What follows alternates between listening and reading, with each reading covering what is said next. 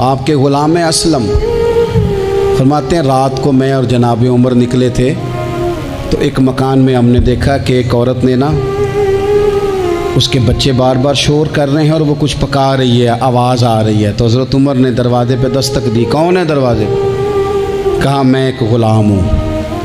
حضرت عمر کہتے ہیں غلام ہوں، بہن کیا مسئلہ ہے، بچے کیوں رو رہے ہیں؟ تو بی بی کہنے لگی تمہیں کیوں بتاؤں، جاؤ نا اپنا کام کرو۔ حضرت عمر نے اصرار کیا تو تلخ لہجے میں، جس سے غصہ نہیں کر جاتے حکمران، councillor, chairman, M P M N A ناراض نہیں ہو جاتے، اس تلخ لہجے میں بی بی کہنے لگی دعا کرو اللہ میرے اور عمر کے درمیان قیامت میں فیصلہ کرے۔ کیسا حکمران ہے کہ اس کی حکومت میں میرے بچے بھوکے سوتے ہیں، یہ میں نے پانی میں روڑے ڈال کے چڑھائے ہیں، لیکن یہ پیٹ کی بھوک یہ بڑی ڈاڈی ہوتی ہے، یہ نیند بھی نہیں آنے دیتی۔ خیال تھا رو دو کے سو جائیں گے پر سو بھی نہیں رہے۔ حضرت فاروق اعظم دوڑے گئے، گھر سے سامان اناج غلہ کندھے پہ رکھا۔ خادم کہتے میں نے کہا کہ مجھے دے دیں، فرمانے لگے چل تو وعدہ کرنا قیامت میں بھی میرے بوجھ اٹھائے گا۔ کہ حضور نہیں، وہ تو میرے بس کی بات نہیں۔ فرمایا پھر مجھے کرنے دے۔ دوڑے آئے، اس خاتون کے دروازے پر لا کے وہ چیزیں رکھی۔ کہا بہن اگر تو پردہ کر لے تو یہ غلام نہ آج کھانا پکا دے تیرے بچوں۔ پھر وہ گھی چڑھا کے چینی ڈال کے کچھ سامان پکتا تھا وہ کھانا پکایا۔ غلام کہتے ہیں جب پھونکے مارتے تھے تو داڑھی سے دھواں نکلتا تھا، آگ جلاتے تھے دھواں نکلتا، پھر کھانا پکایا، پھر ان بچوں کو کھلایا۔ پھر حضرت عمر فاروق رضی اللہ تعالیٰ عنہ نا تھوڑے پیچھے بیٹھ گئے تو بچوں کے ساتھ اس طرح کی باتیں کرنے لگے کہ وہ ہنس پڑے۔ جناب اسلم کہتے ہیں بچے اس بیوہ کے ہنستے تھے، بچے ہنستے تھے اور عمر روتے تھے۔ جب وہ ہنستے تھے تو فاروق روتے تھے۔ پھر وہ بچے آہستہ آہستہ لیٹنے لگے اور جب وہ سونے کی طرف بڑھنے لگے تو حضرت عمر کہنے لگے بہن میں جاؤں؟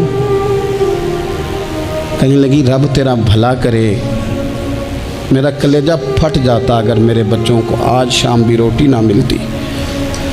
تو سیدنا فاروق اعظم رضی اللہ تعالیٰ عنہ کہنے لگے پھر تو میرے لیے دعا کرے گی؟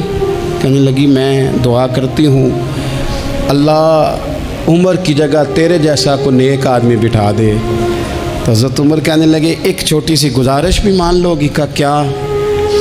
فرمانے لگے کوئی یہ میری خدمت اگر پسند آئی ہے تو عمر کو معاف نہیں کر دیتی؟ غلطی ہو گئی، اسے پتہ نہیں تھا۔ اپنے منہ سے کہنے لگے سیاںا بھی نہیں، باشعور بھی نہیں، اسے چاہیے تھا خلافت کی ذمہ داریاں نہ لیتا۔ لیکن حضرت صدیق نے کہا تو وہ مان گیا، لیکن بہن میں اسے جانتا ہوں، بزدل بڑا ہے، کمزور بڑا ہے، ضعیف بڑا ہے، اگر تو قیامت میں اس کی شکایت لگائے گی تو بڑا کمزور پڑ جائے گا، اس کے لیے مشکل ہو جائے گا۔ تو کہنے لگی اچھا اگر تو اتنی سفارش کرتا ہے تو جا، میں نے عمر کو معاف کیا۔ حضرت فاروق اعظم نے چہرے سے کپڑا ہٹایا تو بی بی کہنے لگی اوہو آپ عمر ہیں؟ تو آپ فرمانے لگے میں جو بھی ہوں تو وعدہ کر چکی ہے کہ تو نے عمر کو معاف کیا۔